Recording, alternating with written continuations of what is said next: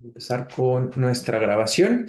Y bueno, pues como les hice saber por los mensajes, hoy tenemos una sesión que nosotros, como les hice, ya la habíamos presentado previamente. Le pusimos mi peor pesadilla. A final de cuentas son casos, casos complicados, casos que al final o muchas veces no tienen un gran desenlace, pero que definitivamente son casos en los que vamos a aprender mucho. A veces es muy difícil presentarlos en foros abiertos. Alguna vez a mí me invitaron a presentar uno de ellos.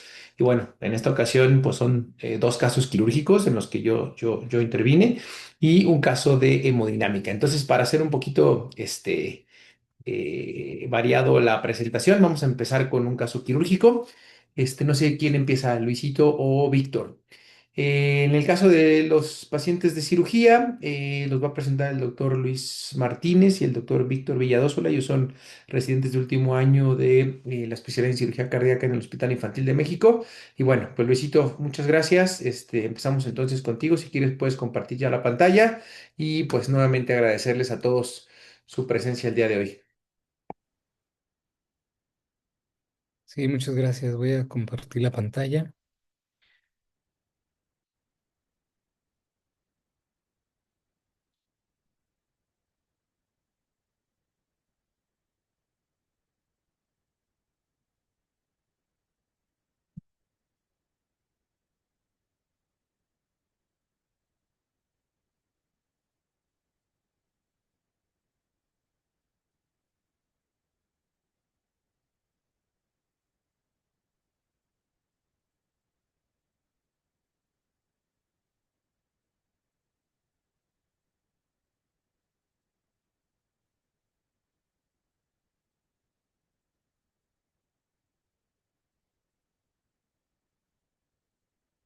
Muy bien, parece que ahí estamos. Ahí se ve bien. Bueno, pues muchas gracias una vez más por invitarnos a participar al doctor Alcántara. Y como decía, a veces es difícil compartir estos casos, pero como siempre es de donde más aprendemos. Y bueno, vamos a comenzar con este caso.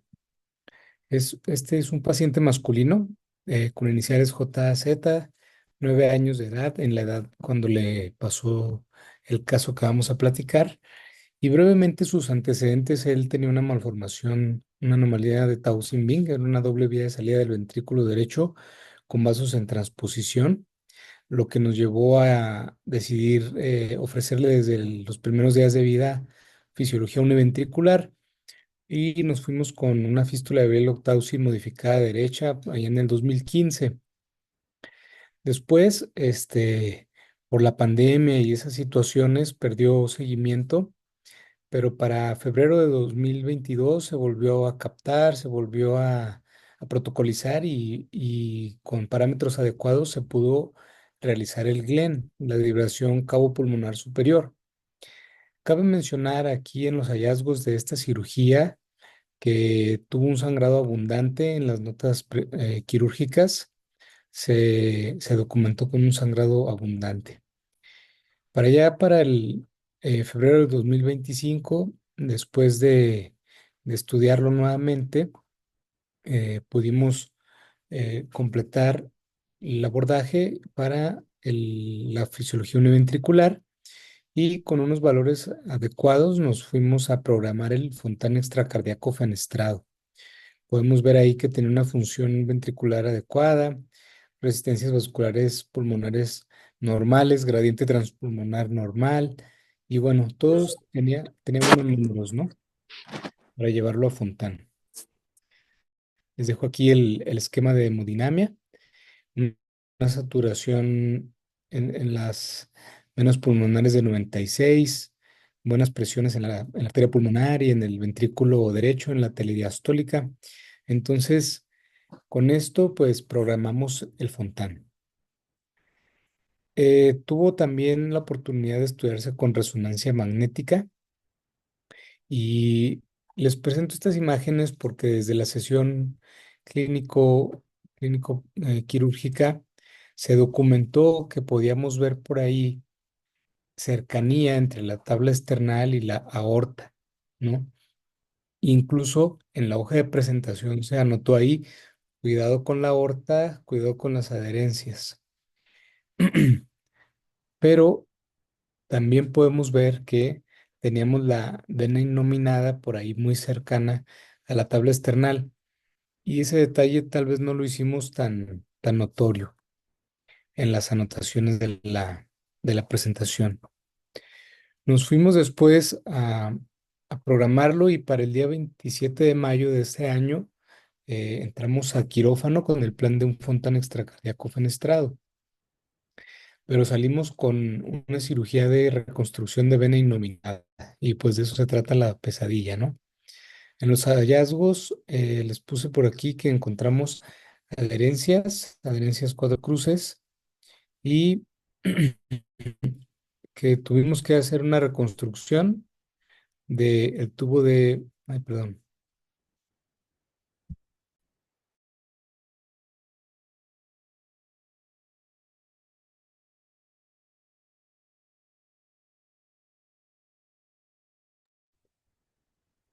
Te dejamos de escuchar, Luisito.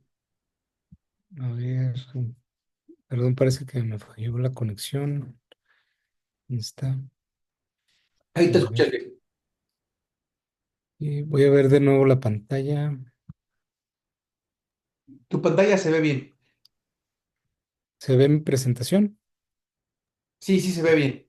Ok, entonces, como les platicaba en los hallazgos de la cirugía, pues adherencias cuatro cruces, tuvimos que hacer una reconstrucción de la vena innominada con un tubo de PTFE del número 10. Salimos con un tiempo de bomba de 230 minutos, pinzamiento de 24 y nos tuvimos que ir a paro cardiopulmonar. Ahorita les voy a ir platicando más o menos los pasos de 18 minutos. Llegamos a 18 grados de temperatura y tuvimos un sangrado de 8 litros.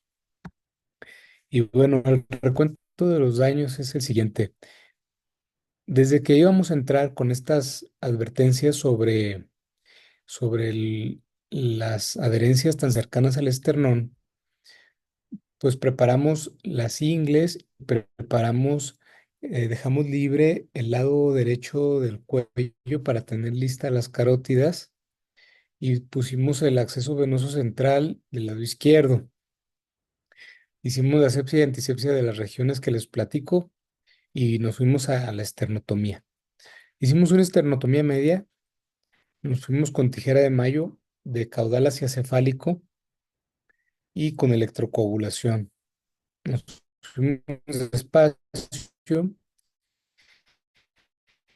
y ya en el último tijera tuvimos un sangrado masivo, un sangrado venoso, no se veía pulsátil, se veía con características venosas y pues tratamos de contenerlo con digitopresión por debajo de la tabla esternal.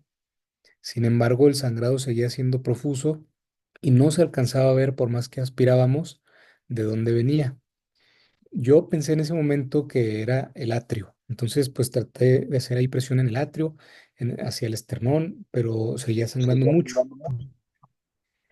En ese momento nos fuimos a secar la arteria femoral y un equipo, tórax, tratando de contener el sangre, Josué Vázquez estaban abajo disecando la femoral, ¿no?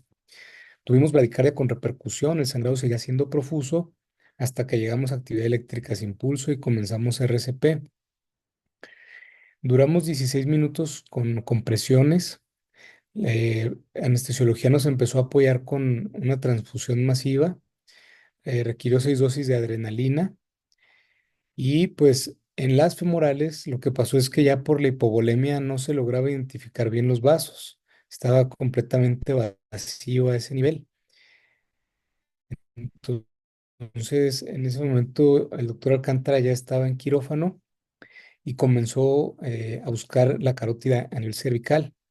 Ya que la encontramos, ahora sí procedimos a heparinizar, pensando en canular para comenzar circulación extracorpórea, y así fue. Canulamos carótida y comenzamos circulación extracorpórea. Ya habíamos salido en ese momento de la actividad eléctrica sin pulso. Al mismo tiempo, casi se completó la esternotomía y pudimos ver que la vena innominada estaba seccionada. Entonces, pues al principio había yo pensado que era el atrio, pero ya al abrir el manubrio vimos que era el esternón y se veía ahí la innominada con ambos cabos separados y estaban justo debajo de las tablas esternales. Nos fuimos, ya que habíamos iniciado circulación extracorpórea, que estábamos fuera de ritmo de paro, teníamos comprimidos los cabos, se clampearon con unas pinzas los cabos de la innominada para ya detener esa fuga. El corazón volvió a latir y pues nos fuimos a dar canulación central. Se logró con éxito. Bajamos la cánula de la carótida, la bajamos hacia la raíz aórtica, canulamos el atrio. Había muchas adherencias. Este, se, se mantuvo la cánula que teníamos acá en la carótida, la dejamos ahí pinzada y canulamos con una nueva en la raíz aórtica. Era una lesión muy grande, entonces nos fuimos a hipotermia profundo y paro para también revisar todas las, pues todo el mediastino y ver que no tuviéramos otra lesión. Y bueno, se pudo reconstruir la vena innominada, ¿no? Verificamos que no hubiera otra lesión grande y de ahí nos fuimos a salir de la hipotermia profunda y pudimos salir sin alteraciones del ritmo del ritmo, digo, de la hipotermia y del paro. Durante ese tiempo, pues estuvimos haciendo hemostasia y pudimos salir de bomba también al primer intento. Y bueno, pues afortunadamente no tuvimos ninguna complicación neurológica. El paciente, claro que llegó a terapia con un score aminérgico algo alto, teníamos norepia .3, adrena llegó a estar también en .3, .5, la vaso en 306. Sin embargo, en las siguientes horas evolucionó favorablemente, claro que estuvo como una semana en terapia, pero no tuvimos ningún evento de sangrado después de la cirugía y se fue el paciente a su casa, afortunadamente. Sabemos que la mortalidad de estos episodios es muy alta, del 50% en casi todas las series reportadas. Y bueno, se fue con su saturación que tenía con la derivación cabo-pulmonar del Glen. El ecocardiograma de control pues mostró que el Glen quedó permeable. Tuvo también algunos datos de que se había trombosado la pequeña prótesis que pusimos. El tubo yo creo que de longitud tenía unos 3 4 centímetros y el paciente se fue con uso de antiagregantes. La saturación al egreso pues de 75. Pero bueno, afortunadamente este paciente no acabó con mortalidad. Y bueno, algo de lo que aprendimos en este escenario es que la preparación es la clave de la prevención y como les voy a decir ahorita en las siguientes diapositivas, estos pacientes con alto riesgo de lesiones vasculares nunca nos vamos a arrepentir de prepararnos de más. Identificar pacientes con alto riesgo debe ser una de nuestras prioridades y bueno, como lo vamos a ver al final, cualquier paciente que haya tenido una esternotomía, una pericardiotomía previa, ya representa un riesgo. Y bueno, aprendimos también que es bueno utilizar de forma protocolar estudios de imagen, en este caso una resonancia o una tomografía, para identificar estructuras que estén cerca y con riesgo de romperse al abrir el esternón. Uno de los artículos que estuvimos analizando y que nos gustó fue con alrededor de 540 pacientes, porque tiene un factor de impacto alto en la revista. Fueron pacientes adultos y niños con una reoperación cardíaca y estuvieron viendo los factores de riesgo, pero lo más importante es que en un grupo los metieron a bomba antes de comenzar la esternotomía y en otro grupo solo si se necesitaba, ¿no? Y vamos a ver la gran diferencia que representó para los pacientes. El grupo B Es el grupo que entró a bomba desde antes de comenzar la esternotomía. Se canuló periférico, femoral cuando se podía y cervical en los niños pequeños menores de 20 kilos. Y vemos cómo es significativo para empezar el tiempo de la cirugía, ¿no? Se reduce el tiempo en el grupo B. Vemos también que fue más corto el tiempo para el grupo B para las derivaciones cabo-pulmonares, aunque no alcanzó a ser significativo, pero sí alcanzan tiempos más cortos para la propia cirugía. También podemos apreciar que el pinzamiento disminuye y este sí fue significativo. Entonces, pero lo más importante es que las lesiones asociadas son mucho menores cuando entramos a bomba. Probablemente antes de esternotomía, probablemente porque tenemos una depresión, ¿no? ligera del volumen intravascular. Eso aleja las estructuras vasculares del esternón y nos protege al empezar a entrar a la cavidad, ¿no? Entonces tuvimos menos lesiones en el grupo que se inició la perfusión antes de comenzar la cirugía. El paro circulatorio fue innecesario en el grupo que se canuló y que comenzó la circulación antes de la esternotomía, a diferencia del grupo donde se entró a esternón sin haber iniciado la circulación extracorpórea. Y la lesión vascular fue menos frecuente también en los pacientes donde se había iniciado la circulación extracorpórea. Y bueno, qué decir de la mortalidad, ¿no? Aunque son pocos los casos y por eso tal vez la P no fue significativa, pues son 4 contra 1. Las complicaciones también las complicaciones infecciosas se ven favorecidas con menos riesgo cuando comenzamos la circulación extracorpórea antes de la esternotomía.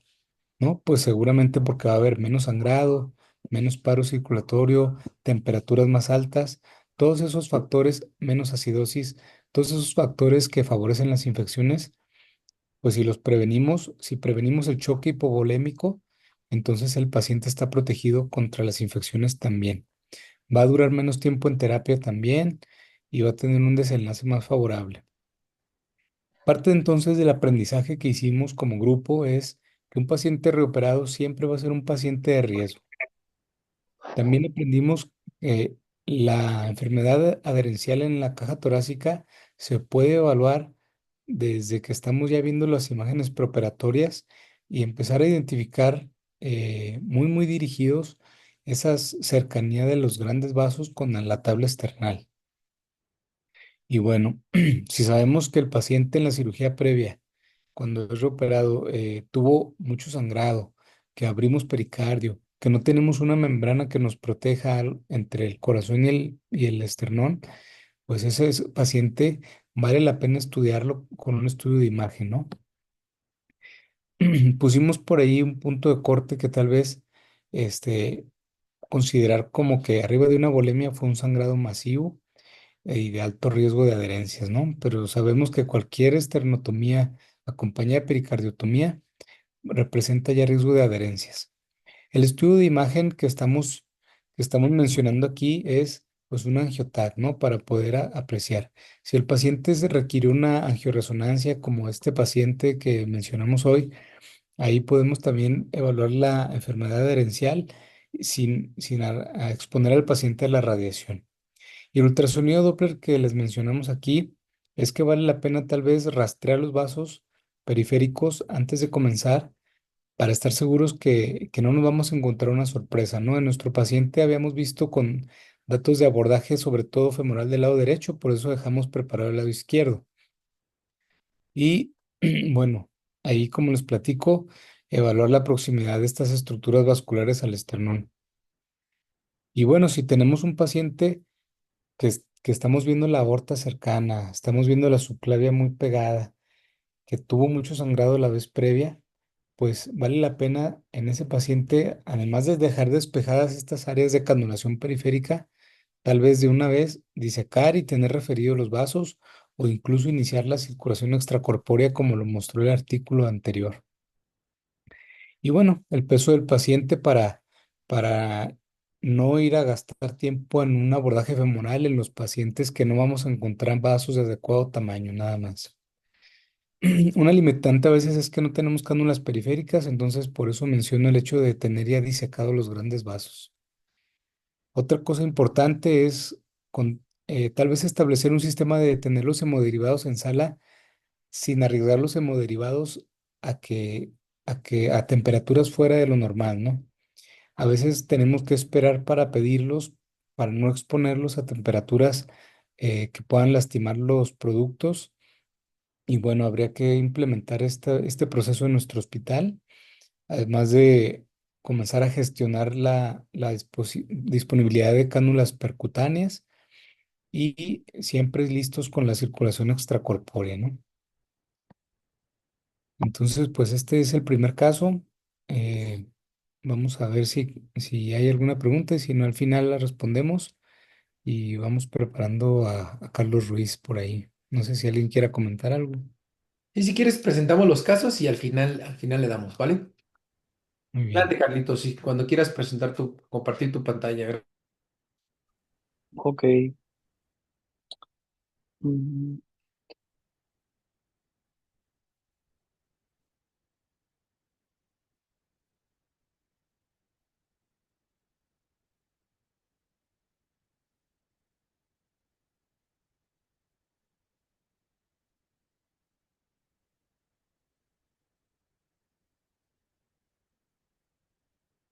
Listo, ya pueden ver mi pantalla. Sí, gracias. Perfecto, pues buenas noches a todos. Gracias, doctor Alcántara, y al doctor Iñaki por apoyarme con la presentación. Se trata de presentar casos, como bien dijo el doctor Alcántara, que han representado un reto por la complejidad, pero también por las complicaciones que se presentaron durante la intervención de estos pacientes. Entonces yo le voy a presentar el caso de un adolescente de 17 años con 7 meses que prácticamente no tenía ningún antecedente de relevancia para el padecimiento. Como antecedentes patológicos, pues este paciente se conoció desde 2021 con estenosis uretral.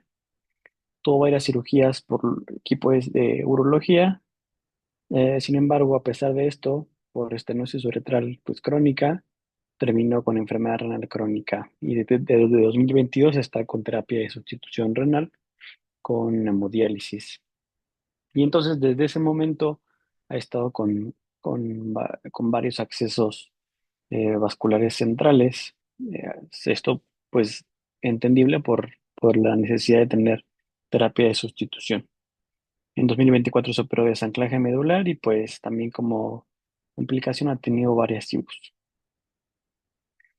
La historia de catéteres de este paciente tuvo en 2022 un subclavio derecho, en 2023 subclavio izquierdo. Y desde 2024 ha tenido o había tenido para ese momento un subclavio derecho, luego uno por esa misma vía y nosotros lo conocimos en enero de este año, por ahí del 24 de enero. El equipo de cirugía general del hospital intentó recolocarle el catéter por la misma vía. Esto porque los nefrólogos decían que la máquina de Modelsi no alcanzaba los flujos suficientes para el tratamiento del niño. Sin embargo, ellos se encontraron con que intentaron pasar la guía a través del catéter y nunca pudieron avanzarla más allá de la punta del mismo. Entonces, no es raro que algunos servicios del hospital nos pidan apoyo cuando existen accesos vasculares complejos y pues esto fue uno de esos casos. Los signos vitales antes de la intervención, que realmente no había algo preocupante o significativamente grave. En la exploración física, algo que sí cabe resaltar, pues es que el paciente tenía incurvitación yugular cuando lo exploramos en decúbito supino con reflujo hepatoyugular. Sin embargo, no ningún eh, otro signo de relevancia para la historia de este paciente. Y pues estas son las radiografías previas a la intervención. Esta primera que presento es del día 6 de enero. Miren cómo el catéter subclavio derecho eh, para este momento, pues el paciente todavía tenía su terapia de sustitución. Miren la forma de la punta, que si bien no llega al atrio derecho, pues aparentemente no daba ningún problema. Pero, pero ya en la radiografía con la que nosotros lo conocimos como tal, esta fue ya después de que el equipo de cirugía intentó recolocar el catéter por la misma vía y pues al final del procedimiento la punta del catéter estaba completamente doblada. Entonces eso, por supuesto que no es normal en ninguna circunstancia. Se realizó un Doppler eh, venoso de ambos extremos del cuello y de las regiones subclavias, y realmente no había obstrucción ni de las subclavias ni de las yugulares. Sin embargo, ante ese hallazgo de que no se podía canalizar el atrio derecho a través del catéter, pues se solicitó una tomografía cardíaca, la cual se realizó el 26 de enero del 2025, perdón, aquí por la fecha, y pues encontramos esto, la vena cava superior con un defecto de llenado a nivel de unión cavatrial, que mide aproximadamente 39 por 16 milímetros. Y miren cómo todo el contraste se queda estancado justo aquí en la cava superior y no hay continuidad de la cava superior hacia el atrio derecho. Por lo que se sospechó que se tratara de un trombo crónico. Con estos hallazgos, pues nosotros decidimos meterlo a cateterismo el día 29 de enero de este año. El objetivo de este cateterismo, pues, en primer lugar, era tratar de restablecer la continuidad de la cava superior al atrio derecho y como agregado, pues dejar un catéter de alto flujo.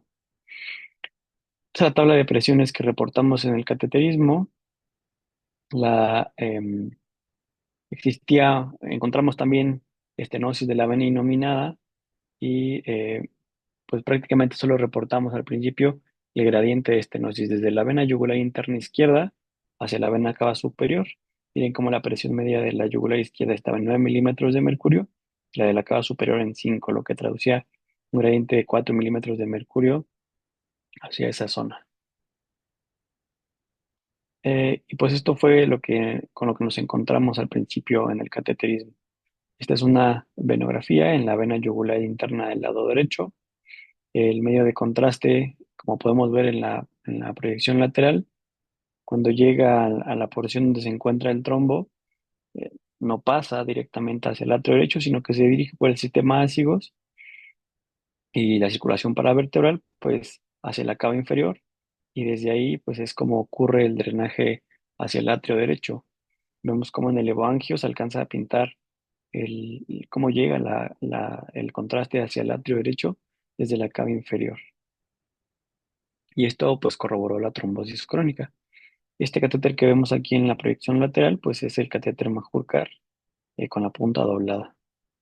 Y evidentemente pues por eso no tenía buen flujo. Estas angiografías son la primera en la vena innominada en proyección frontal y la segunda en la yugular. También había sitios de estenosis crónica y esto pues como dijimos asociado a los múltiples catéteres que había tenido previamente el paciente. Por lo que decidimos realizar angioplastía primero con balón desde la yugular izquierda, eh, recorriendo todo el ángulo brachiocefálico y la innominada para tratar de realizar plastía y resolver la estenosis que encontramos en esos vasos. Estas son las geografías de la angioplastía. Se utilizó un balón de 7 milímetros por 4 de longitud. Sin embargo, como presentaba recoil al desinflar los balones, y bueno, el balón, pues decidimos dejar un stent en la vena innominada con la intención de pues mantener permeable este vaso central para garantizar la permeabilidad y entonces pues que estuviera disponible en caso de que requiriera otro acceso en el futuro. Esta lesión pues era una lesión bastante crónica y que costó trabajo, de hecho, eh, dilatar y resolver. Pero pues finalmente el stent fue suficiente para resolver esa estenosis. Y entonces, después de eso, pues viene el problema real, que era la trombosis crónica del- de la unión cabatrial superior. Aquí por cuestiones de tiempo, pues no puse toda la chamba que nos tocó hacer aquel día, porque pues primero intentamos desde el acceso yugular perforar con una guía de gramaje ese trombo crónico. Sin embargo, pues no tuvimos éxito para poder avanzar a través del trombo desde el acceso yugular, por lo que fue necesario tomar un acceso por la vena femoral derecha y desde ahí subir con un catéter multipropósito y estas guías de gramaje. Son guías coronarias que tienen una punta recta y rígida y la intención de eso es pues poder perforar. Eh, Digo, afortunado, desafortunadamente no tenemos la guardada la angiografía en la que conseguimos cruzar desde la unión cabatrial superior hacia la vena cava superior, pero el problema fue que una vez que logramos cruzar el trombo crónico, pues, pues la guía estaba en una mala posición y en lugar de perforar hacia la cava superior, pues perforamos hacia el pericardio. Entonces hubo una perforación incidental del pericardio a ese nivel, a nivel de la unión cabatrial superior. Sin embargo, se reposicionó la guía y nos fuimos ahora sí hacia la vena cava superior. Se realizaron dilataciones consecutivas con balones coronarios, primero con un balón coronario de 3 milímetros y después con uno de 5 milímetros. Esto con el objetivo de predilatar el trayecto, pero pues una vez ya realizada la predilatación, al inyectar medio de contraste ya del lado de la vena cava superior, pues observamos estas imágenes que cualquier cardiólogo intervencionista que las vea, pues creo que coincidirá conmigo en el aspecto de que pues esto es algo terrorífico. Lo que vemos es que la inyección de media de contraste se hace a nivel de la vena cava superior y se pinta con el flujo de sangre y el contraste el pericardio. Entonces, eso que vemos que se mueve alrededor del corazón, pues es el pericardio que se está llenando con medio de contraste. Y es entendible que si el medio de contraste está llenando ahí, pues por supuesto que lo que está llenando el pericardio es sangre. Para este momento el paciente todavía estaba hemodinámicamente estable, sin embargo, eh, pues era inevitable, era cuestión de tiempo solamente en lo que seguíamos trabajando, pues que se coleccionara ahí la sangre hasta llegar a este punto. Tuvimos hemopericardio y de hecho tuvimos hemopericardio en 3 ocasiones. El paciente cayó en paro en esas mismas 3 ocasiones y fue necesario realizar eh, el pericardiocentesis de emergencia en ese momento. Aquí vemos del lado derecho cómo está un yelco de 18 Gauss colocado ya dentro del pericardio y a través de ahí se estaba extrayendo material hemático franco, ¿de acuerdo? Entonces, además de esto, pues tuvo choque hemorrágico y entonces en conjunto el tamponamiento agudo provocado por el hemopericardio más el choque hemorrágico, pues llevó al paciente a un estado crítico donde, como les comentaba, pues cayó en paro en 3 ocasiones. Y luego dice uno, bueno, pues hay que, de todos modos se tiene que hacer, ¿no? Ya estamos aquí, hay que tratar el problema por el cual nos metimos. Intentamos primero colocar un Andra-stent a nivel del trombo para romperlo y dejarlo impactado contra las paredes de la cava superior. Sin embargo, no conseguimos cruzar con la unidad Baron-Stent el trombo por ser tan rígido. Entonces, pues finalmente no pudimos a realizar la angioplastía con ese primer Andresten en esa posición y tuvimos que impactarlo en la unión cabatrial, en la vena cava superior.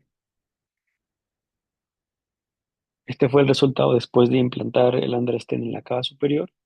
Vemos como ya hay un flujo más organizado desde la cava superior hacia el atrio derecho, pero podemos ver como aún sigue existiendo fuga de medio de contraste hacia el pericardio.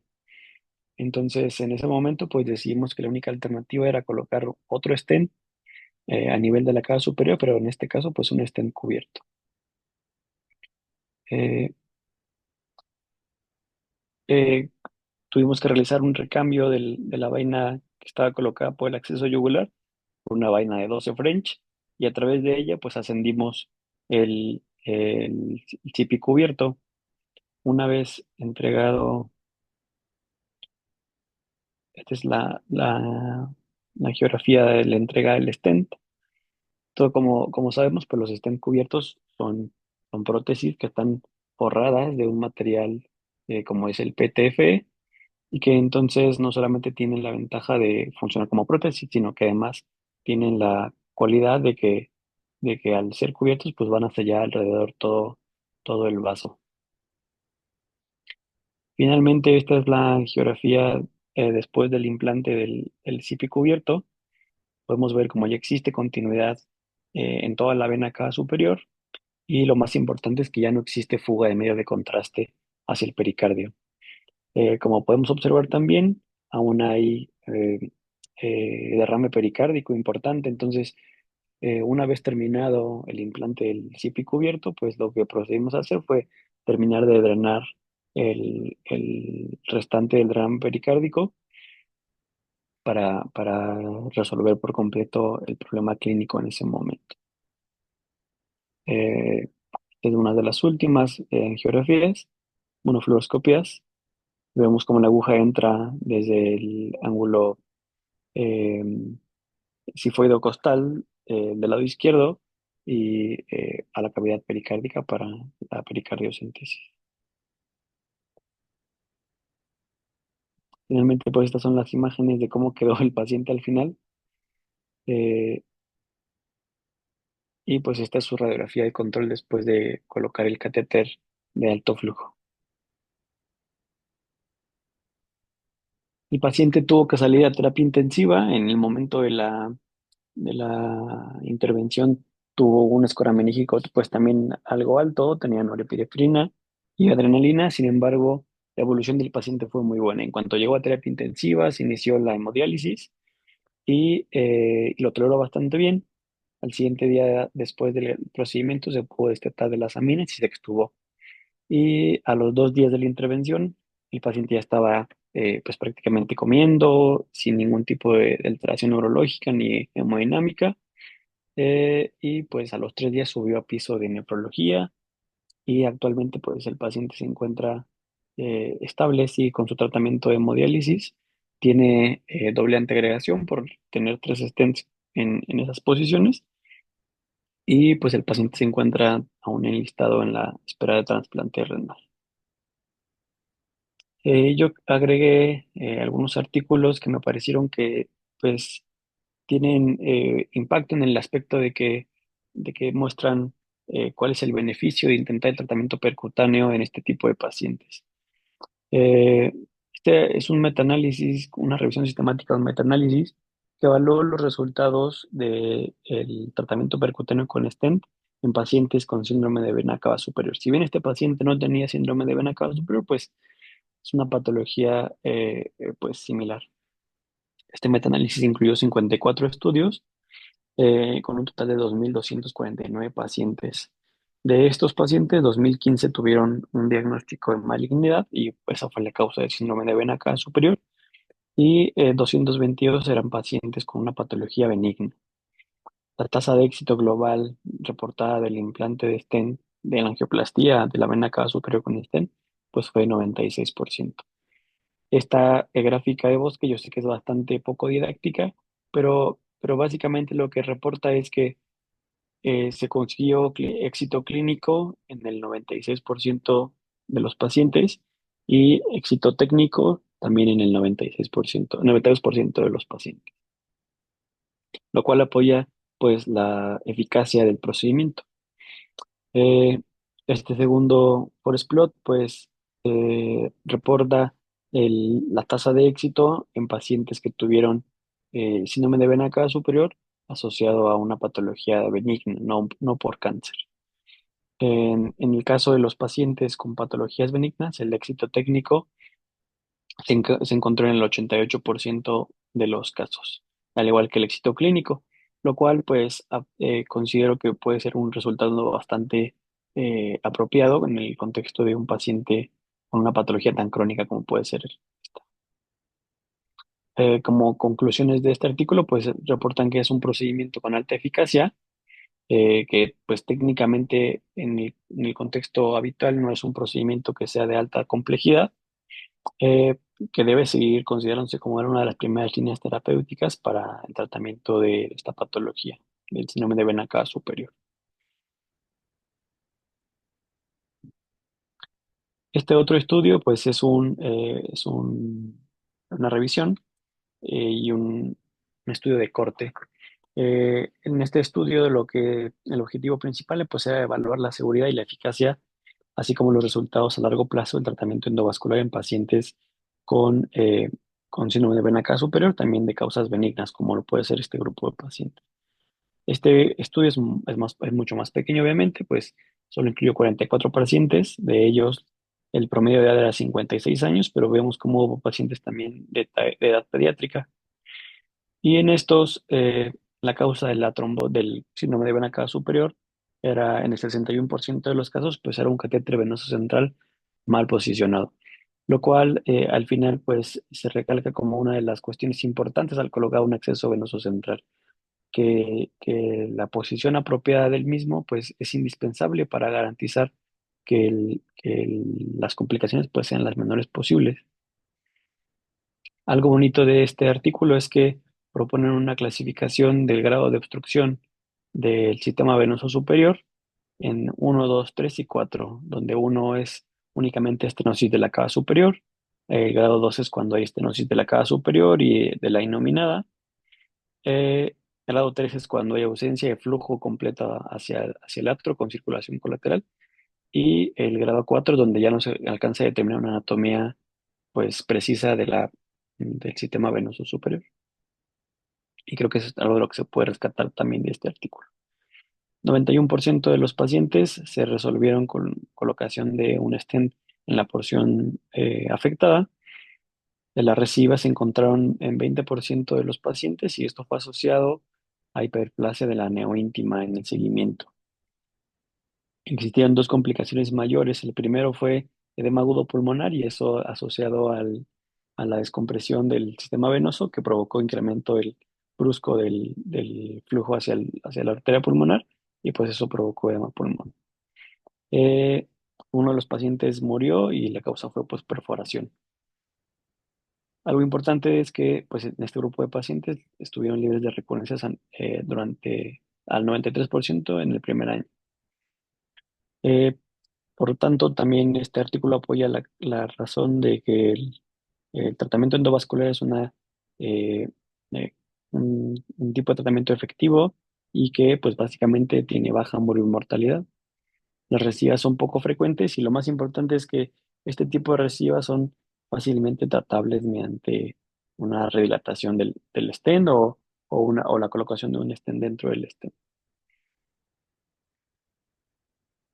Y por último, esto es un reporte de caso. Esto con la intención, como ya hemos visto en algunas otras ocasiones, que pues el Heart Team tiene que ser eso, un equipo, ¿no?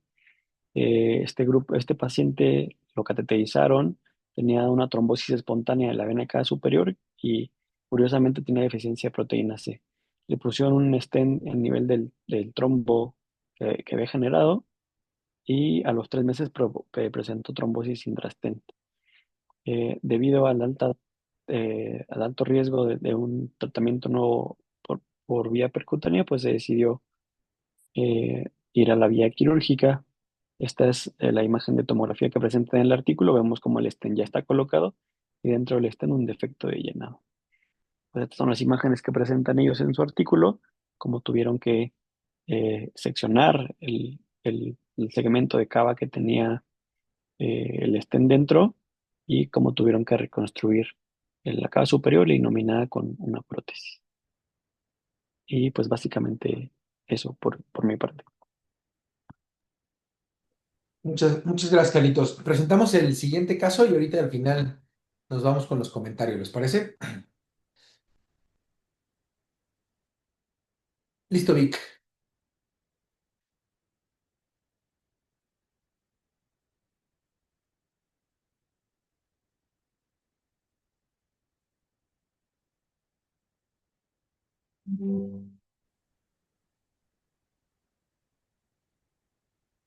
Listo, ¿pueden ver mi pantalla? Ahí se ve perfecto. Muchas gracias.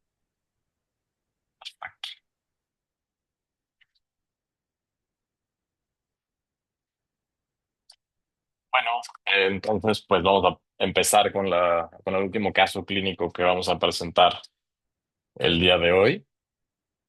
Y en realidad esto es como un resumen de lo que vamos a presentar. Es un caso de un paciente al que se le realizó un switch arterial, el cual se vio complicado por una lesión de la coronaria derecha.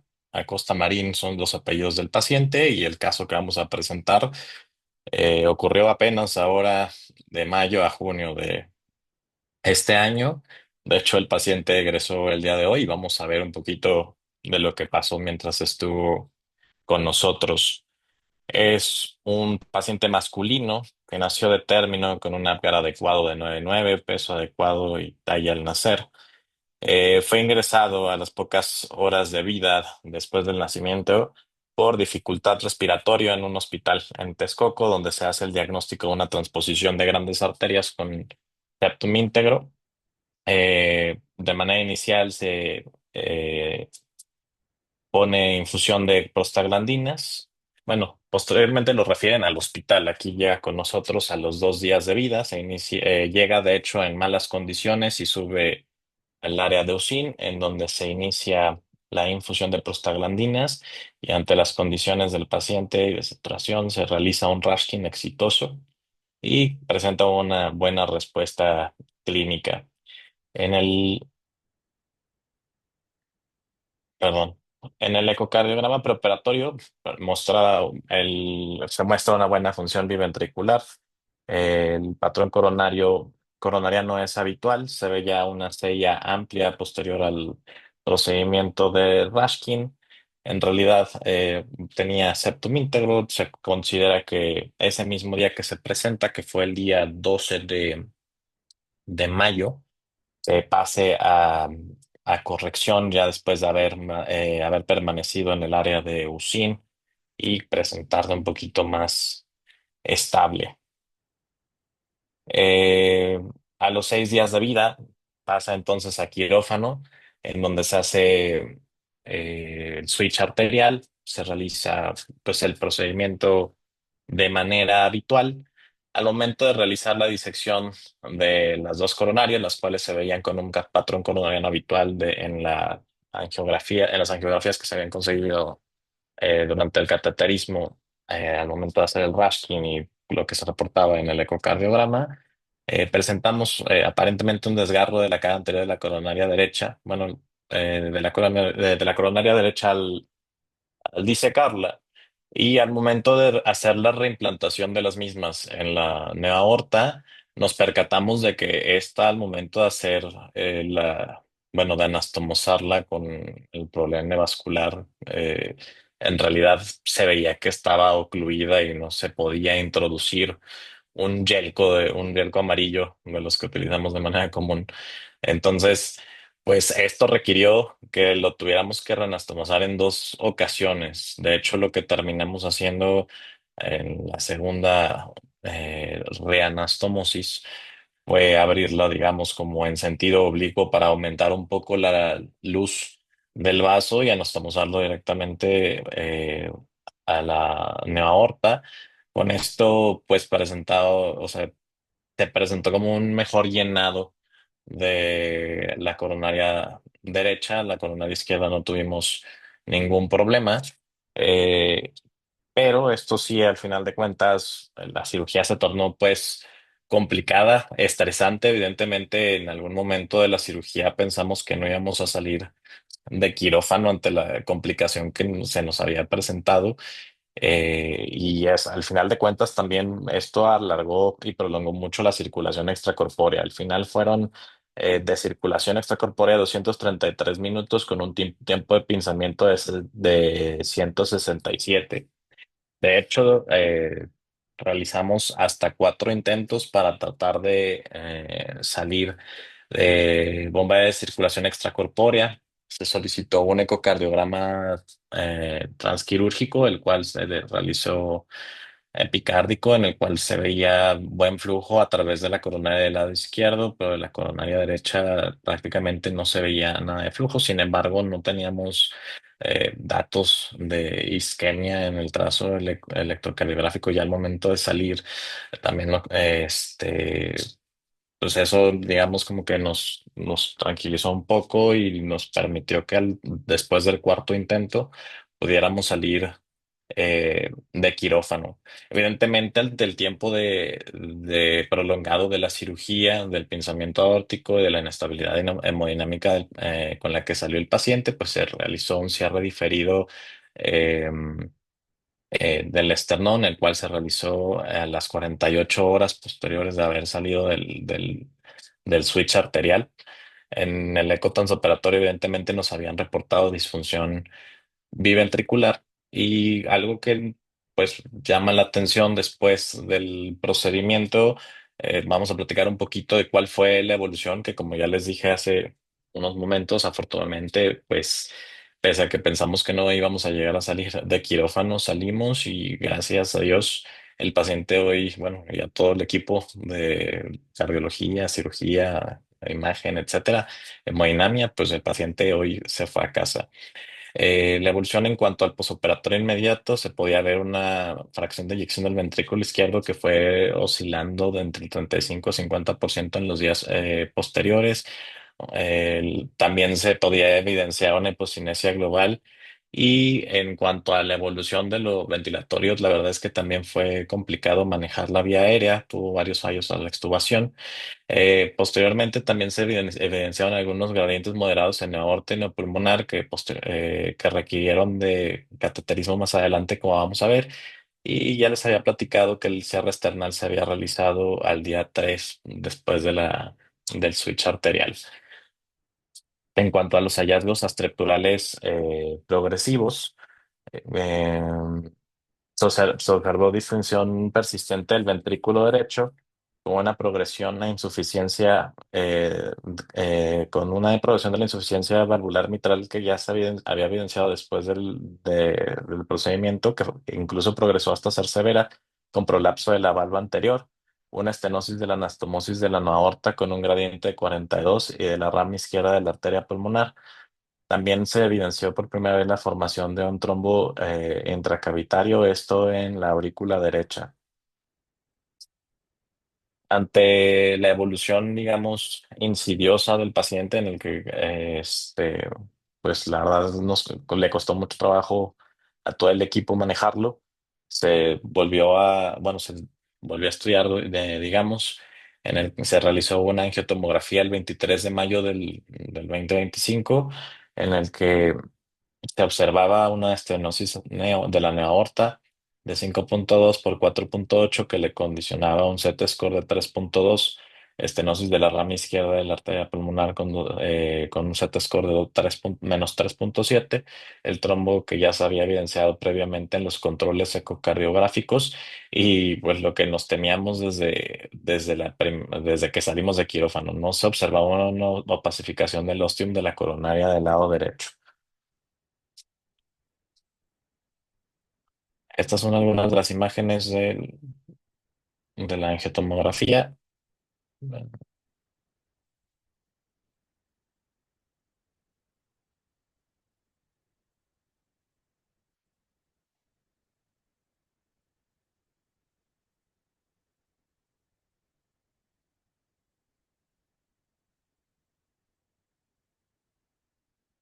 Que salta muy rápido. A ver, vamos a dejarlo ahí. Está pasando.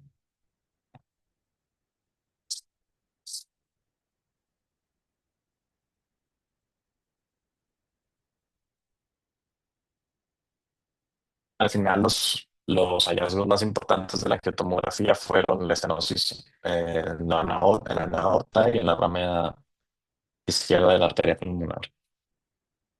Al final de cuentas, con las imágenes y ante la evolución del paciente, se volvió a presentar, bueno, se volvió a presentar en sesión médico-quirúrgica.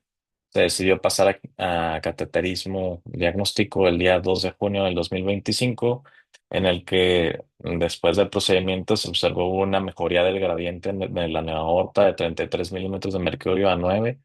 Se seguía sin identificar la presencia del ostium coronariano derecho y sí se observaba un flujo colateral fino hacia el ventrículo derecho de las ramas izquierdas.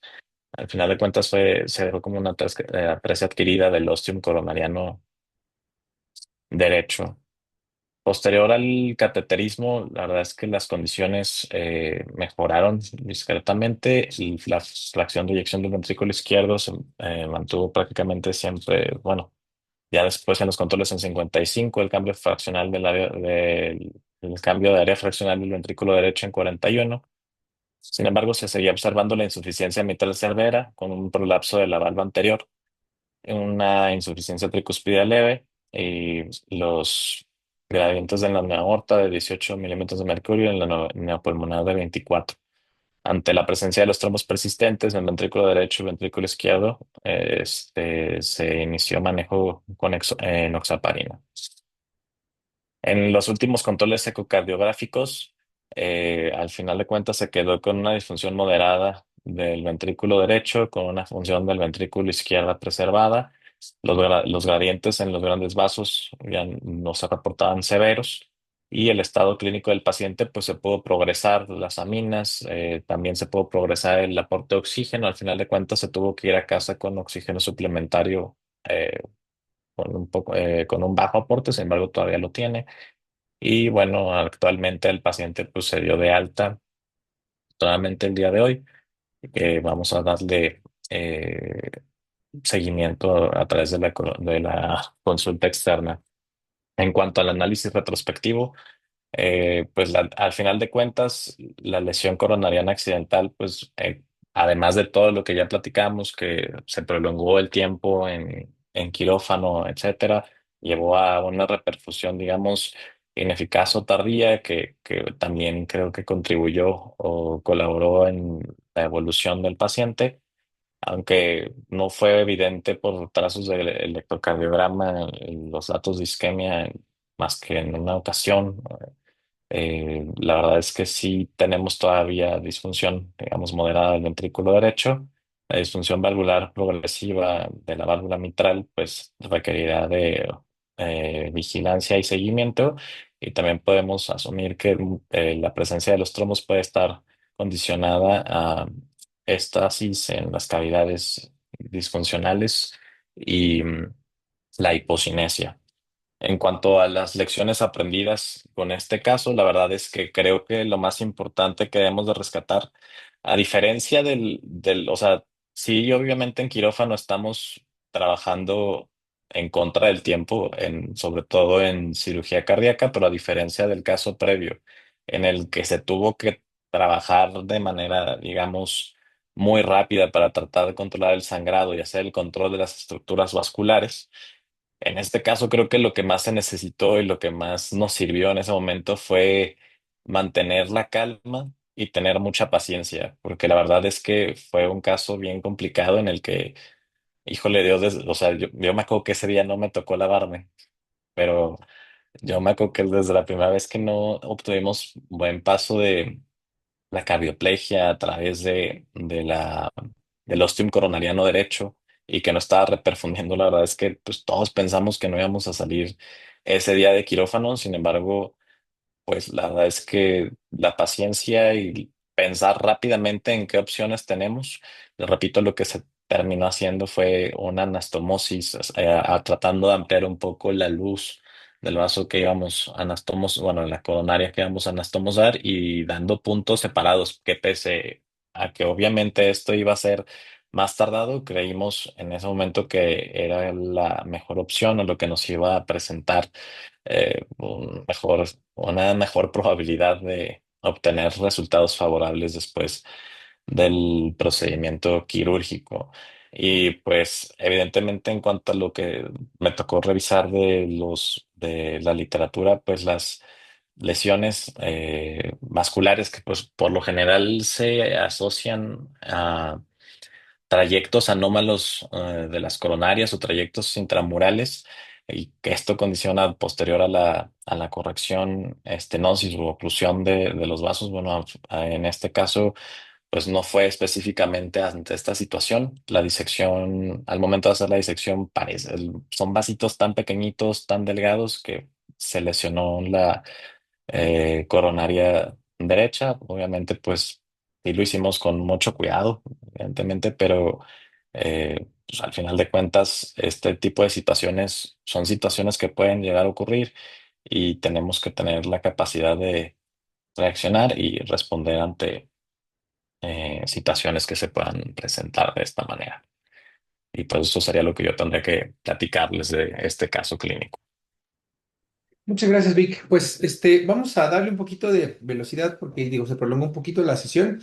Yo tengo, o sea, poner 3 puntos en la mesa de uno de cada caso, evidentemente, del último de Víctor. La verdad es que justo lo que él explicó, o sea, la verdad es que sientes que vas a perder cuando tienes una lesión de la coronaria. Al final yo, pudo haber sido un poco la disección, pudo haber sido ahí una conal, pero al final la verdad es que sí es un punto en el que no quieres estar ahí, ¿no? La verdad, afortunadamente el niño se fue, sabemos que tiene una irrigación ahí como colateral, vamos a ver qué pasa y darle un buen seguimiento. Entonces, eso es, digo, de las cosas que creo que en el Yatene, híjole, nos pone en problemas. Del caso de hemodinamia, Carlitos, una sola pregunta. Dijiste algo que me llamó mucho la atención. Decidimos continuar porque ya estábamos ahí. Entonces, ¿cuándo decides parar? Y del caso de Víctor, de Luisito, perdón, nada más, bueno, pues al final aprendimos que un protocolo nos puede ayudar y sabemos que tarde o temprano van a llegar más pacientes del mismo caso, ¿no? Entonces, pues esos serían mis comentarios. Carlitos, no sé si tengas algo que comentar de esta pregunta. Sí, pues creo que, no sé si el doctor Iñaki opina diferente, pero creo que la única razón por la cual no intentar hacer la angioplastía con el stent cubierto, pues hubiera sido que no hubiéramos conseguido cruzar con la vaina para después desplegar el stent, porque pues no hubiera tenido sentido desplegarlo antes o arriba de la perforación, no hubiera servido para nada. Entonces yo creo que eh, tras uno o dos intentos de intentar cruzar la lesión oclusiva donde estaba la perforación no se hubiera conseguido, pues quizás ahí el rescate quirúrgico hubiera sido la solución. Y de hecho ese día recuerdo que estábamos ya muy estresados, que no se podía contener la fuga, no podíamos cruzar la lesión y estaba ya el equipo de residentes de cirugía con los adscritos de cirugía de la tarde y nos dijeron, no, pues la vamos a abrir, ¿no? Ya denos chance. Entonces la doctora que les dijo, no, danos 2 minutos, 2 minutos. Cruzamos la lesión, se entregó el stent y se controló la fuga. Entonces creo que la indicación hubiera sido no poder cruzar la lesión.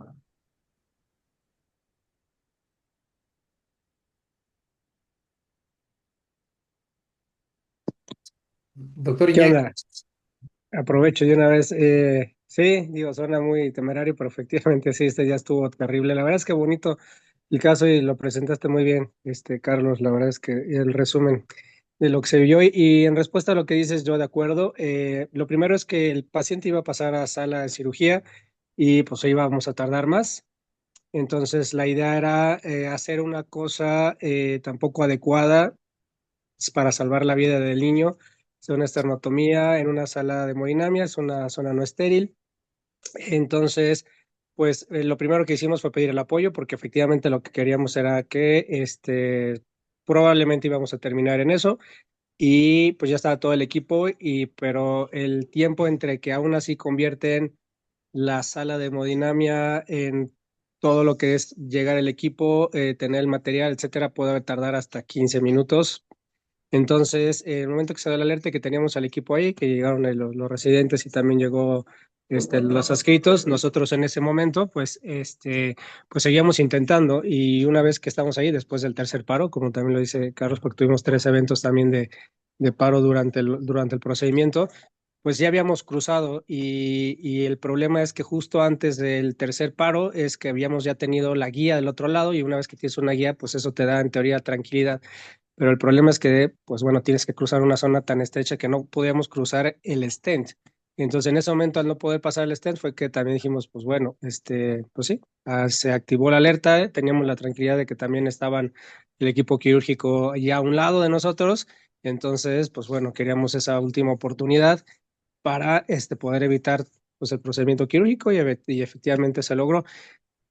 Obviamente esto terminó a bien, pero pues estábamos ya a punto de decir, por favor, ya empiecen ustedes, pero ya se había dado la alerta desde pues, 15, 20 minutos antes, y pues pudimos seguir también por la tranquilidad de que ya estaba todo el equipo. Entonces también creo que es parte de lo que dijo Carlos también, que es parte del trabajo en equipo y que también a nosotros nos da tranquilidad y nos deja hacer cosas mucho más agresivas y temerarias, pues sabiendo que está el respaldo de todos los ustedes allá atrás.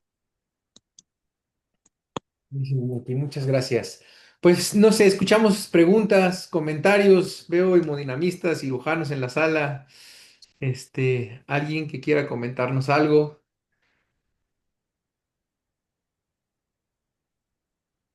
Pues también creo que esto es un punto de mucha enseñanza para los residentes. Pues Vic, primero contigo empezamos, ya nos dijiste un poquito, pero ¿cuál es tu opinión ya al final objetiva de este caso? Pues al final del día, lo que comentaba, ¿no? O sea, la opinión es, podremos, o sea, obviamente la evolución del paciente en el posquirúrgico no fue como la que hubiéramos esperado, lo que hubiéramos querido, pero definitivamente creo que tenemos una gran enseñanza de este paciente en el que pues se pudo resolver, digamos, el problema en ese momento y pese a que los resultados no son los óptimos, tenemos, como siempre decimos en las sesiones de los lunes, ¿no? Muchas veces me acuerdo cuando decimos, bueno, lo más importante es que tenemos un paciente, ¿no? Y pues más adelante vamos a poder ver qué es lo que podemos hacer, si es que se puede hacer algo para mejorar las condiciones, pero creo que la verdad es que se trató de resolver de la mejor manera y pues creo que al final pues los resultados fueron buenos. Bueno, muy bien. Luisito, ¿tú qué piensas de tu caso? Sí, bueno, otra cosa que reflexionamos retrospectiva fue si se lesionó algo, cerrar el esternón, asegurarlo ahí para no hacer una lesión más grande. Eso es otra enseñanza que nos quedó por ahí. Y, y como dicen, la tendencia es que cada vez nos enfrentemos más a este grupo de pacientes reoperados. Seguramente van a seguir llegando y pues ya nos toca tomar esto como un parteaguas para comenzar a tomar decisiones diferentes, ¿no? Si queremos ver resultados distintos y empezar a intentar esta parte de, pues, iniciar la circulación extracorpórea desde antes de la esternotomía en los pacientes que así se requiera y siempre estar con todo listo. Gracias, Luisito. Carlitos, pues ya nos dijiste un poco de tu pensamiento, pero así como para conclusión de tu caso. Sí, pues que el enfrentar esas lesiones crónicas, aunque sean en el sistema venoso, pues es un reto para el cardiólogo de intervención porque son lesiones muy difíciles de tratar en el aspecto de que hay que estar trabajando mucho tiempo, difícil de cruzarlas. Contar con el material apropiado siempre es indispensable también. Si no tienes el material disponible, pues mejor no te metas porque ya estando adentro, pues igual y no sea, no tengas tú puedes tener toda la habilidad técnica, pero si no tienes el insumo, pues puede ser poco seguro. Y pues lo que había dicho, el trabajo en equipo, considerar eso, que el Heart Team sirve para eso, para tener disponibilidad también de otras terapias para rescate. De acuerdo, Carlitos, muy bien. Pues no sé si tenga la doctora Dani Escamilla, adelante, doctora. A usted le tocó vivir muchos de estos casos. Exactamente, a eso iba, que no nada más fue su pesadilla, fue de todo el equipo, ¿no? Pero eh, justo retomando lo que dicen los doctores, esto es como de enseñanza y aprendizaje para todos, porque a veces subestimamos como adscritos y recordamos con estos casos que no hay casos pequeños, grandes, ¿no? En cualquier momento puede haber una lesión, algo imprevisto, incluso el paciente a veces está más complicado con todos los estudios y hay un hallazgo quirúrgico que lo cambia todo.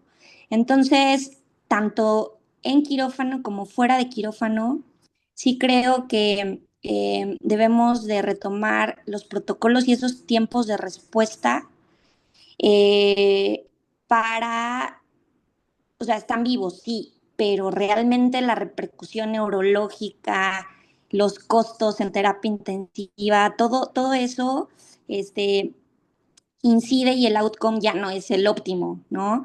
Entonces, sí, como equipo debemos a lo mejor ahorita que estamos en esto de la enseñanza, ya tenemos los casos, los pacientes siguen, podríamos hacer simulaciones clínicas precisamente para disminuir esos errores y la coreografía que se tiene que hacer en situaciones de emergencia dentro y fuera de quirófano fluyan, ¿no? Tanto para capacitar y saber qué hacer, eh, eh, tanto banco de sangre, enfermería, perfusión, ecocardiografía, que si bien se respondió, eso es lo que dio el resultado o el desenlace bueno, que se trabajó en equipo, ¿no? Y estuvieron todos los servicios en el momento y eso al fin y al cabo repercute en el desenlace, pero sí podríamos mejorar, ¿no? Sí, definitivo. Creo que la verdad es que cuando yo empecé a ver estas presentaciones decía, híjole, qué forma de exponerse, ¿no? Porque al final todo el mundo nos gusta exponer y presentar nuestros casos de éxito. Pero yo creo que, y digo, me da mucho gusto ver a los recientes aquí, y ese era uno de los puntos, pero todos aprendimos y aprendemos más exactamente, ¿no? El decir, a ver, no podemos decir ya me pasó, bueno, no, más bien, ya me pasó que no nos vuelva a pasar, ¿no? Entonces, tratar de reactivar todos los protocolos, hacerlos, ver qué está escrito en la literatura, y bueno, pues definitivamente, como dicen, afortunadamente ninguno de los tres terminó en la muerte de los pacientes, pero no es tan fácil, ¿no? El doctor Bueno nos comenta, la mejor enseñanza es que no debemos confiarnos, no debemos perder la humildad y debemos de ser siempre prudentes. Son las situaciones donde hay que tener pies de plomo. De acuerdo, doctor. El doctor Carlitos, el único que no tiene complicaciones es el que no le intervienen. Sí, seguro. O sea, a final de cuentas, ese es nuestro pan de cada día, ¿no? Y al final, creo que las complicaciones del intervencionismo en general, pues la verdad es que no las tiene el que no lo hace, pero al final sí se trata de eso, ¿no? De aprender de todo esto. Yo espero que a todos nos haya quedado una gran enseñanza. Algo de las cosas que a mí me gustaron mucho en general fue el trabajo en equipo, ¿no? Porque creo que eso es lo que pasa. O sea, el día del Yateni, cuando se desgarra su clave y ves un hoyo y no sabes qué hacer, estaba el doctor Bolo ayudándome. La verdad es que eso favorece mucho, nos da tranquilidad y tomamos las mejores decisiones. En el niño del que sangró, estábamos todos los cirujanos en el quirófano. O sea, la verdad es que el trabajo en equipo siempre es lo que nos va a dar ahí la pauta. Lo comentó Carlitos Ruiz también en el caso de hemodinámica. Entonces, lejos por ahí me decían, no, no, no nos van a juzgar del caso, al contrario, la verdad es que es felicidades a los tres por presentarlos aquí y sobre todo por seguir aprendiendo, ¿no? La doctora Marester Santillán nos dice felicidades a los ponentes, muy gratificante verlos crecer cada día, todos estudios excelentes de actitud, gracias por compartir sus experiencias. Pues la doctora los vio desde chiquitos a los tres, entonces seguro da mucho gusto. Muy bien, pues no sé si tengamos alguna otra pregunta, comentario.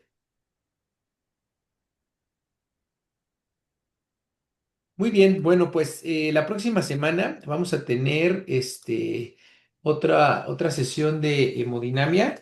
Vamos a tener al doctor Orlando Solís, él es también egresado del Hospital Infantil de México y está actualmente en la ciudad de Mérida. Él nos va a presentar el gelling de ramas pulmonares en stenting de conducto arterioso. Entonces ya les haremos llegar ahí los artículos, la invitación.